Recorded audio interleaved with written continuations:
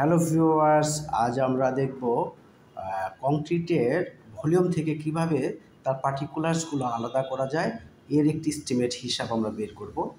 এখানে আমরা 100 safety concrete নিয়েছি, যার রেশিও 1:1.5:3। এখানে কংক্রিট রেশিও 1:1.5:3। এটাকে অনুপাতের যোগফল বলা হয়। সাম অফ রেশিও 1+1.5+3 = 5.5 কিন্তু wet volume of concrete 100 safety. এটাকে যদি আমি ড্রাই অবস্থায় নিতে চাই, ড্রাই ভলিউমকে 1.5 দিয়ে মাল্টিপ্লিকেশন করতে হবে। সেটা করলে 154 সেফটি কংক্রিট আসে, সেটা দেখতে পাচ্ছেন। এবং এখানে সিমেন্ট বের করবো। সিমেন্ট এখন 154 × 1/5.5 = 28 সেফটি সিমেন্ট। সিমেন্ট যেহেতু ব্যাগ হিসেবে থাকে, এই 28 সেফটিকে 1.25 দিয়ে ভাগ করা হয়েছে, যাতে নেই এটা ভাগ করলে 22 ব্যাগ আসে।